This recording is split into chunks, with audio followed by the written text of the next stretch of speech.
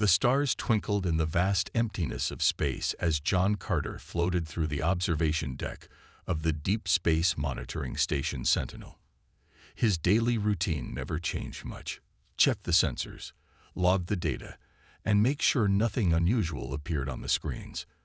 For 5 years, nothing unusual ever did. Earth in the year 2135 was enjoying the longest period of peace in human history. The Great Wars were long over. Countries worked together now. The planet was healing from centuries of damage. Humans had even built cities on Mars and smaller bases on Europa and Titan. Life was good. John sipped his coffee and stared at the monitor. His dark hair needed a trim, and the stubble on his face told everyone he had been on duty too long. As the head of security on Sentinel, he spent most of his time training for emergencies that never happened. Another quiet day in paradise, he said to himself. The door slid open with a soft hiss. Lisa Wright walked in with her tablet in hand. Her blonde hair was tied back in a neat ponytail, and her blue uniform looked freshly pressed. I wouldn't be so sure about that, she said.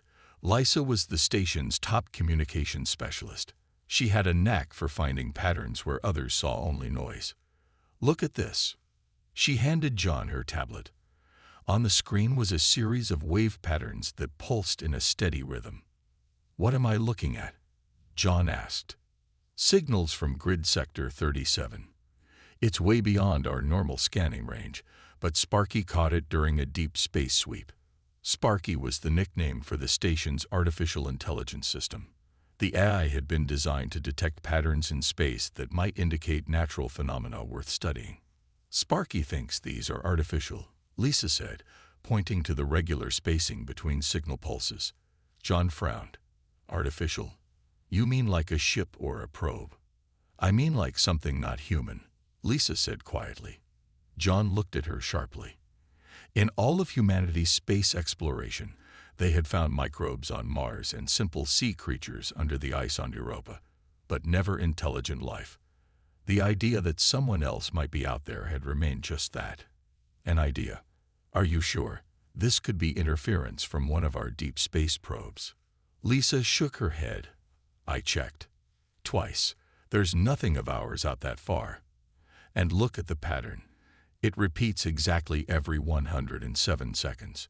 Nature doesn't work that way, and we don't have any tech that pulses on that interval. John felt a chill run down his spine. Have you told Captain Rogers yet? No. I wanted a second opinion first. John nodded and studied the tablet more carefully.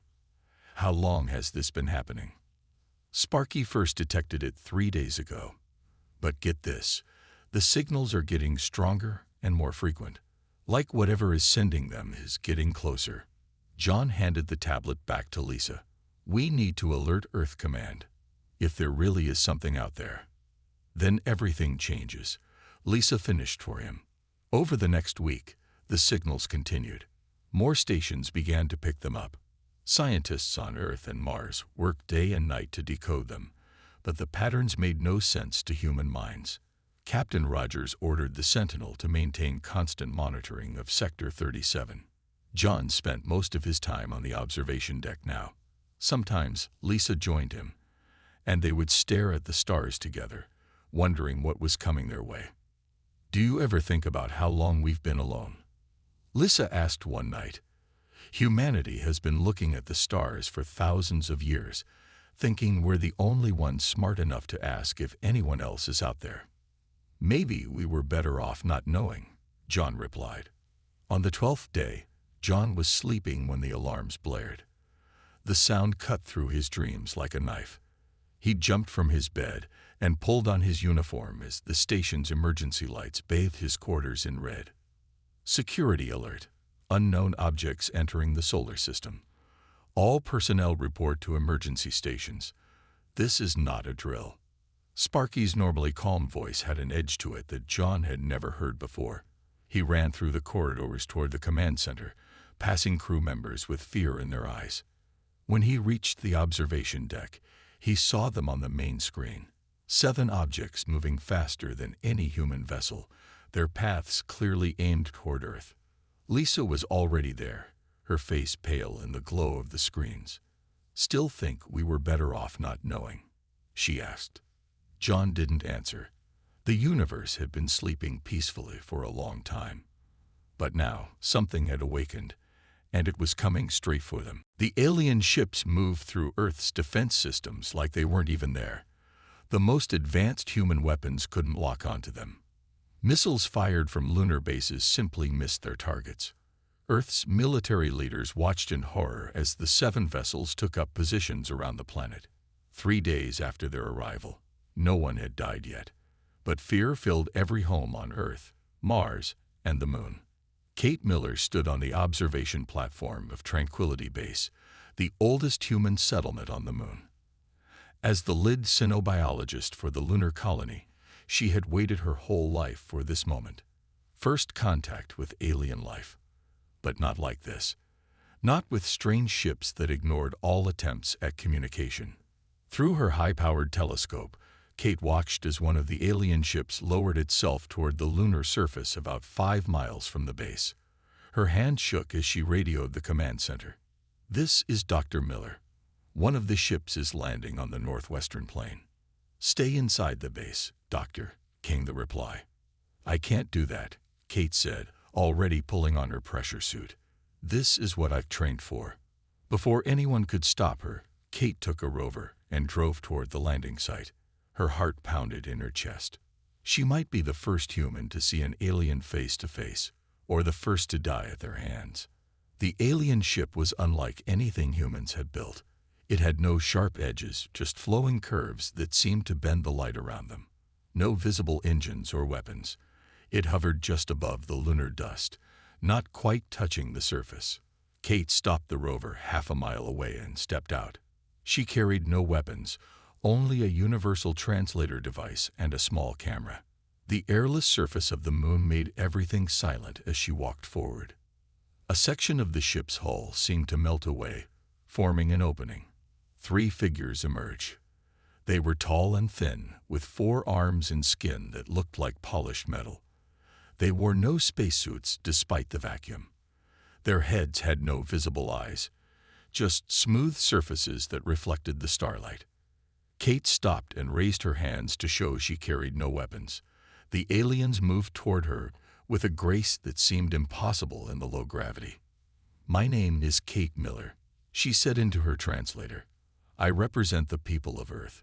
We welcome peaceful contact with your species." The aliens stopped 10 feet away. One of them raised all 4 arms, and Kate's translator sparked in her hand. A voice came through, flat and without emotion. "Your welcome is not required. The Vraxian Collective has claimed this system." Kate swallowed hard. "This is our home. We've lived here for thousands of years. A primitive species on a handful of worlds. Your claim is noted but irrelevant. You will become a protectorate of the Collective. This is not negotiable." On Earth, Colonel William Hayes received the transmission from Kate's camera with growing anger. He sat in the underground command center beneath what used to be Denver, surrounded by military leaders from every nation. "They're not even trying to hide their intentions," he said, his voice rough from lack of sleep. "They plan to take over." The president of the United Earth Alliance looked older than her 60 years as she studied the alien images. "We need to buy time. Our weapons are useless against their technology." "Then we need better weapons," Hayes said. "And we need people who understand what we're dealing with." He pulled up a file on his screen. "There's a security officer from the Sentinel station, John Carter. He was the first to detect their signals. And a communications specialist named Lisa Wright, who's been studying their transmission patterns." "Bring them in," the president ordered. "And contact Dr. Miller on the Moon. Tell her to learn everything she can about these Vraxians without provoking them." But it was already too late for caution. On Mars, the human colony had refused to allow Vraxian ships to land near their main dome. The aliens had responded with a single energy pulse that shattered 3 of the 5 habitat domes. 30,000 colonists died in an instant as their air escaped into the thin Martian atmosphere. The message was clear: resist and be destroyed. Earth governments activated military protocols that had been dormant for decades. Factories that once built spacecraft for exploration now secretly produced parts for weapons. Scientists who had worked on clean energy and medicine now turned their minds to war. In the silence of his quarters, John Carter watched the news about Mars with cold fury building inside him. When Colonel Hayes contacted him, John had only one question. When do we fight back? 3 months after the Vraxians arrived, Earth seemed quiet. Too quiet. In cities around the world, alien advisors walked freely among humans. Their metal-like skin gleamed in the sunlight as they inspected factories, power plants, and government buildings. To anyone watching, it looked like humanity had accepted its new role as a protectorate species. The truth was hidden deep underground. John Carter wiped sweat from his forehead as he studied the holographic display of Vraxian ship movements. He stood in a massive cavern beneath the Rocky Mountains, a facility that had once stored nuclear weapons during the old wars. Now it served as the secret headquarters of humanity's resistance. "They're getting lazy," John said to Lisa, who sat at a nearby console. "Their patrol patterns are becoming predictable." Lisa nodded, her fingers moving quickly over her keyboard. For weeks, she had been collecting and analyzing Vraxian communications. Dark circles under her eyes showed how little she slept. "I think I've cracked another layer of their language," she said. "Listen to this." She played a series of sounds that seemed to hurt John's ears. He winced. "That's their ship-to-ship communications without the usual encryption. They're complaining about Earth duty. They think it's boring." John smiled for the first time in days. Good. Bored enemies make mistakes. In another section of the underground base, Paul Jackson hunched over a workbench covered with alien technology. He had been an engineer on a deep space mining vessel before the invasion. Now he was trying to understand Vraxian weapons. "Their energy shields operate on a frequency we never thought to use," he explained to Colonel Hayes, who stood watching. "That's why our weapons couldn't touch them. But if we adjust our own energy weapons to this specific pattern..." He aimed a modified laser pistol at a piece of Vraxian hull material. The beam hit the metal and cut through it like it was paper. Colonel Hayes picked up the severed piece. "How soon can you modify our larger weapons?" "Give me 2 more weeks," Paul said. "We'll have enough for the first strike teams." On the lunar base, Kate Miller smiled at the Vraxian supervisor assigned to her laboratory. She had spent months earning their trust, asking questions about Vraxian biology that seemed purely scientific. The aliens had begun to see her as a harmless human curious about superior beings. "Your cellular structure is fascinating," she told the alien as she examined a tissue sample under her microscope. "The way your cells respond to different environments explains how you can survive in vacuum." What she didn't say was that she was also discovering weaknesses, ways to temporarily disable Vraxians without killing them. Her lab had created a compound that could paralyze their unusual nervous system for short periods. That night, Kate encrypted her latest findings and sent them through the secret communication network to Earth. Colonel Hayes had established this network using old radio technologies the Vraxians considered too primitive to monitor. The resistance was growing. In every human settlement from Earth to Titan, people pretended to cooperate while secretly preparing. They gathered information, modified weapons, and waited for the signal. "We only get one chance at this," Colonel Hayes told his commanders during their weekly hidden meeting. "If the first strike fails, they'll wipe us out completely." John nodded. "The key is to hit them simultaneously at every location. They don't expect that level of coordination from us. They think we're just scared animals." "Operation Sleeping Giant is almost ready," Lisa reported. "All teams are in position or will be within the week." Hayes looked around the table at the men and women who carried humanity's hopes. "Then we move in 8 days. Send the coded alert to all cells." As they spoke, high above Earth, the Vraxian command ship rotated slowly in orbit. Inside, the Vraxian High Commander observed the planet with satisfaction. These humans were proving to be much more cooperative than expected. The reports from all outposts indicated acceptance of collective rule. How wrong they were. In homes and hidden bases across the solar system, humans received the coded message: the giant wakes in 8 days. Weapons were checked. Plans reviewed one final time. The Vraxians had made a fatal mistake. They had judged humanity by its peaceful present, not by its violent past.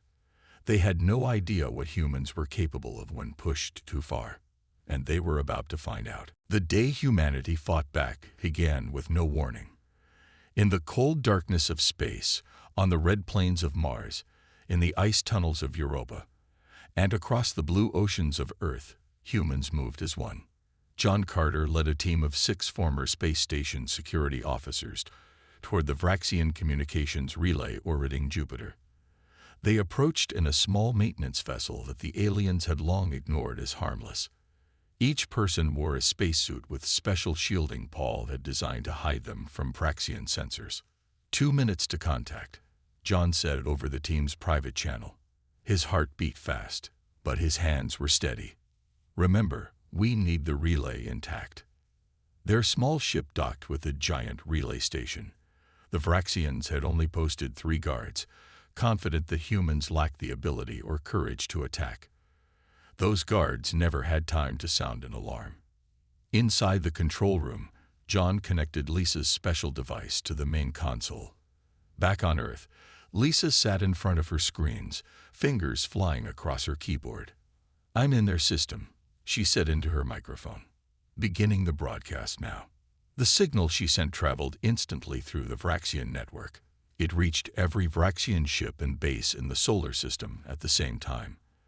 The complex code, designed to look like a routine update, contained a virus that scrambled their navigation and weapons systems. All across the solar system, Vraxian ships suddenly lost control. Some drifted helplessly. Others crashed into each other.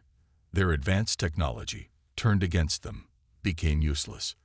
On the moon, Kate Miller and her small team released the special compound they had developed into the air systems of the Vraxian base. The aliens dropped to the ground, their limbs frozen, unable to move but still conscious. Kate stepped over them as she made her way to the control center. Lunar base secured, she reported through the resistance channel. No casualties on either side. On Mars, the surviving colonists emerged from hidden shelters. Armed with Paul's modified weapons, they easily cut through the Vraxian defenses that had once seemed impenetrable. The aliens, surprised and confused, fell back. Paul himself led the attack on the Vraxian research facility in the Arctic. His team carried weapons that no one had seen before, built from his understanding of Vraxian technology. Their shields are tuned to stop high-energy weapons, he had explained during training. But our new pulse rifles operate at a frequency they can't block. It's like we have the key to their front door. The Vraxians in the facility tried to fight back, but their weapons wouldn't work. Lisa's virus had shut down everything. Above Earth, Colonel Hayes led the main assault. 5 ships, built in secret and armed with Paul's weapons, surrounded the Vraxian command vessel. Hayes stood on the bridge of the lead ship, watching as the enemy tried and failed to organize a defense. "This is Colonel William Hayes of Earth," he broadcast to the Vraxian commander. "Your systems are compromised. Your forces are defeated. You have 1 hour to surrender and leave our system." The Vraxian response came as energy beams fired from emergency backup weapons. Hayes ordered his ships to return fire. Paul's weapons worked exactly as promised. The Vraxian shields failed, and their hull cracked open to the vacuum of space. Across Earth, people watched their screens as the Vraxian command ship broke apart. Cheers erupted from streets and homes alike. After months of pretending to submit, they could finally celebrate openly. By the end of the day, most of the Vraxian forces had retreated from the solar system. Those who couldn't escape were captured. For the first time in months, humans controlled their own worlds again. In the underground base, John returned to find Lisa still at her console. She looked up as he entered, her face showing both exhaustion and joy. "We did it," she said simply. John nodded, but his expression remained serious. For now. But I found something in their communications, something they were trying to hide. He showed her the data he had downloaded from the relay station. They've called for reinforcements. A bigger fleet is coming. Lisa's smile faded. How much time do we have? A few months, maybe less. John looked at the star map on the wall. And this time, they won't underestimate us. 2 months after their victory, Earth leaders gathered in the rebuilt United Nations building in New York. The room was filled with tension as they watched a hologram showing hundreds of Vraxian ships moving toward the solar system. They'll reach our outer defenses in 3 weeks, Colonel Hayes said, pointing to the red dots approaching from deep space. And this fleet is 5 times larger than the one we defeated. The president of the Earth Alliance stood up. Her face looked tired, but her voice was strong. What are our options? We can try to negotiate peace, one advisor suggested. They don't respect weakness, Kate Miller said. She had been brought to Earth from the moon to share her knowledge of Vraxian psychology. If we ask for peace now, they'll see it as surrender. Then we fight, another leader said. We beat them once. We can do it again. John Carter, who had been silent until now, stepped forward. Not like this. Not on their terms. He looked around the room. We need to take the fight to them instead of waiting here. How? Someone asked. We barely have enough ships to defend our own planets. We have 7 captured Vraxian vessels, John said. We've studied their technology. We can use their own ships to enter their territory. Lisa Wright stood beside him. I've been analyzing the data John recovered from their relay station. The Vraxians aren't acting alone. They're part of something much bigger. She showed new images on the hologram, a map of dozens of star systems connected by lines. The Vraxians are just one species in a large empire, she explained. They're not even the ones in charge. They're servants to another race that controls this entire section of the galaxy. The room grew quiet as everyone absorbed this news. So we're not just fighting the Vraxians, Hayes said slowly. We're fighting an empire. Yes, Lisa nodded, but that might be good news. I found communications from other conquered worlds. Some of them have been fighting back for years. If we could contact them, join forces. Paul Jackson stepped forward. He had spent weeks studying the Vraxian ships. I believe we can modify one of the captured vessels for a long-range mission, he said. It would be dangerous, but a small team could slip past their defenses and reach these other resistance groups. The president looked around the room. This is a big risk. If we send our best people beyond our solar system and they fail, we lose both them and any hope of survival. If we stay here and only defend, we will eventually lose, John replied. Their resources are too vast. Our only chance is to change the game.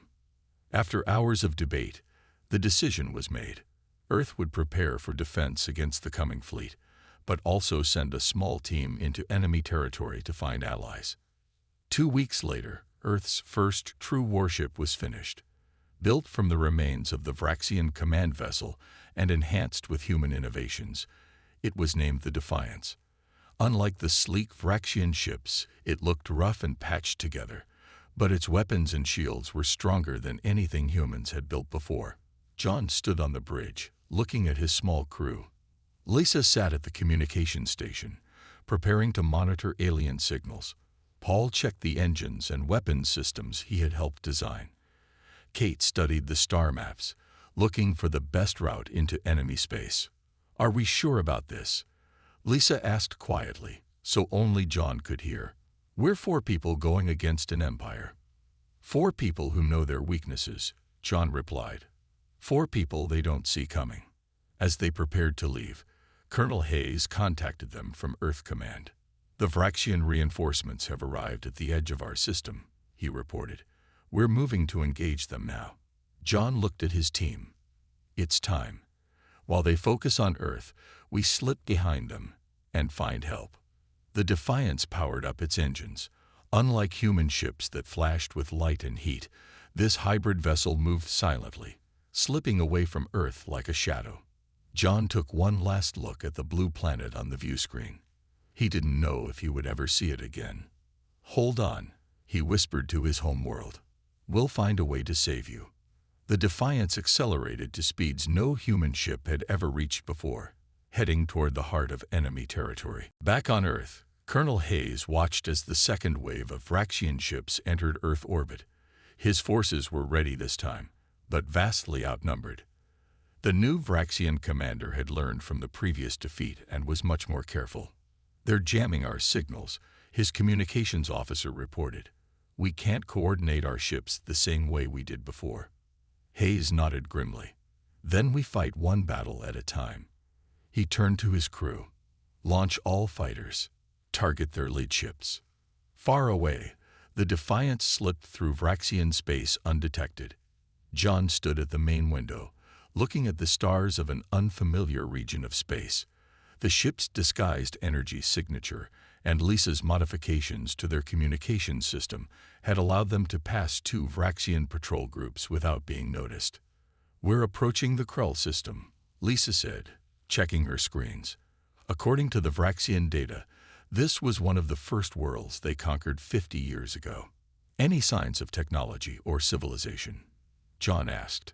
Kate studied the sensor readings.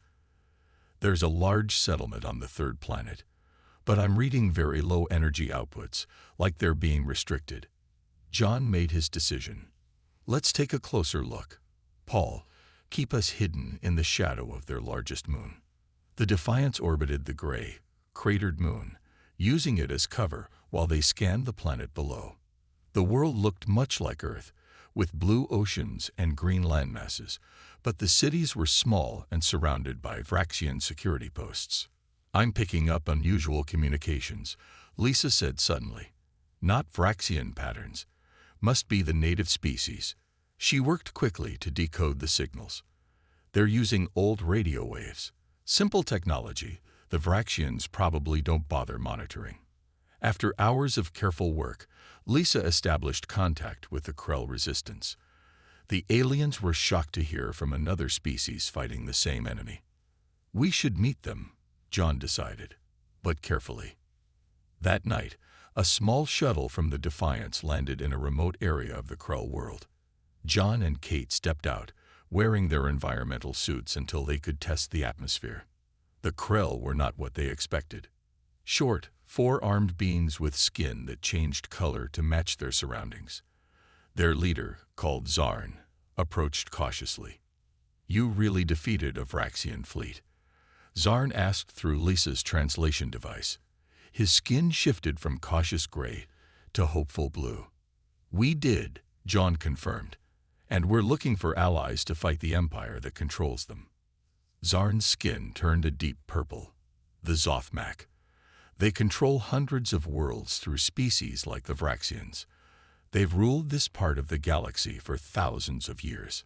Over the next few days, John's team met with other resistance leaders from nearby systems. Each had a similar story. Their worlds had been conquered, their resources taken, their people forced to serve the vast Zothmak Empire. "Why haven't you united before?" Kate asked during one meeting. "The Zothmak keep us separated," explained a tall, crystalline being from a world called Vesh. "Travel between systems is restricted. Communication is monitored. Until now, we thought each of us fought alone." Paul spent his time working with alien engineers, combining their knowledge with his own. Together, they improved weapons and defense systems, creating new technology that could better fight the Empire. "The Zothmak have one weakness," said an engineer from a gas giant world. "They believe their control is absolute. They've grown complacent after ruling for so long." Lisa discovered that her communication virus could be adapted to work across the entire Imperial network. "If we can access their main hub," she explained, "we could disrupt their communications across hundreds of worlds simultaneously." John stood before the gathered representatives of 12 conquered worlds. The room was filled with beings of different shapes, sizes, and compositions, but they all shared one thing: a desire for freedom. "The Zothmak Empire is vast," John said, "but it's built on the backs of unwilling worlds. If we strike together at the same time, they won't be able to stop all of us. A plan began to form. Each world would prepare its forces in secret. When ready, John's team would lead an attack on the Zothmak homeworld itself. The moment they struck, Lissa would send the signal for all worlds to rise up together. As the meeting ended, Zarn approached John privately. The Zothmak have ruled for millennia because no one dared to challenge them. What makes humans different? John thought of Earth, fighting for survival against overwhelming odds. We were sleeping peacefully, he said. They woke us up. That was their mistake. 3 months after leaving Earth, John stood on the bridge of the Defiance as it approached the Zothmak homeworld. The massive planet was surrounded by defense stations and hundreds of ships. It looked impossible to attack. "Are you sure this will work?" Lissa asked, looking at the planet on the main screen. "No," John admitted, "but it's our only chance." Earth was losing its battle. Colonel Hayes had sent one final message before communications were cut off. They had lost the moon. Mars was under heavy attack. Only a handful of Earth ships remained. They needed this plan to work, or humanity would fall. The alliance of 12 worlds had grown to 27. Each had prepared in secret, building weapons, training fighters, and waiting for the signal. Today was the day they would all rise together. "We're in position," Paul said from the engine room. "The modifications are working. They still think we're a Vraxian supply ship." Kate monitored the biological readings of the crew. The stress was high, but everyone was focused. All team members are ready. John took a deep breath. "Begin the approach." The Defiance moved toward the planet, transmitting fake identification codes that Lissa had created. They were cleared to land at a supply station orbiting the planet. As they docked, a team of Vraxians approached for routine inspection. John nodded to Kate. She released a refined version of her paralysis compound into the docking bay. The Vraxians fell silently to the floor, unable to move or alert others. "We have 30 minutes before they expect a report," Lissa said, checking her watch.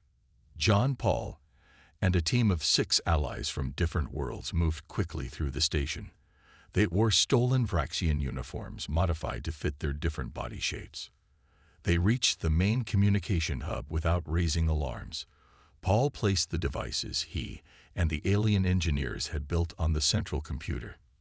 "This will let Lissa access their entire network," Paul explained to John. "But someone needs to stay here to protect it until the transmission is complete."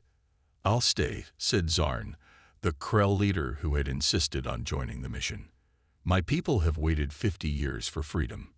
I won't fail them now." Back on the Defiance, Lissa sat at her station, fingers flying across the control panel. "I'm in their system, beginning the transmission." The message she sent was simple but powerful. It contained evidence that the Zothmak could be defeated, showing images of the first Vraxian defeat at Earth. It called on all conquered worlds to rise up at the same time, and it included a virus that would disable Zothmak defense systems across the galaxy. "Transmission complete," Lissa announced. "It's working. Their systems are going down everywhere." John and his team fought their way back to the ship. Alarms blared throughout the station as the Zothmak realized what was happening. "We need to get to the planet's surface," John said as they raced back to the Defiance. "We need to find their leaders before they can recover." The Defiance broke away from the station, guns blazing. Other ships from the Alliance were arriving now, joining the attack. The carefully planned surprise was working. On the planet below, the Zothmak were in chaos. For the first time in thousands of years, they faced a real threat. Their pale, six-eyed faces showed an emotion they rarely felt. Fear. John led the final assault on the Zothmak Central Command. Kate's studies had revealed that despite their power, the Zothmak themselves were physically weak. They relied on servant species and technology for protection. "Their empire is built on fear, not strength," Kate had explained. "Without their technology, they can't fight." In the grand hall of the Zothmak leaders, John stood tall as he faced the ancient rulers of a third of the galaxy. Your empire ends today, he told them. All your conquered worlds are rising up as we speak.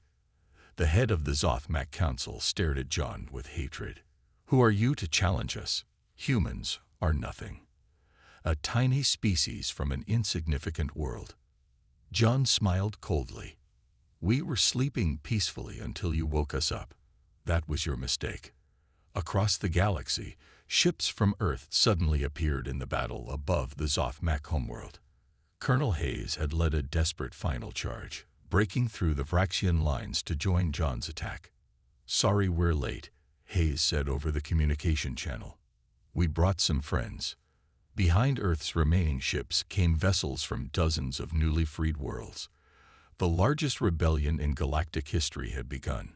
The Zothmak Empire, which had seemed undefeatable for millennia, was collapsing in a single day.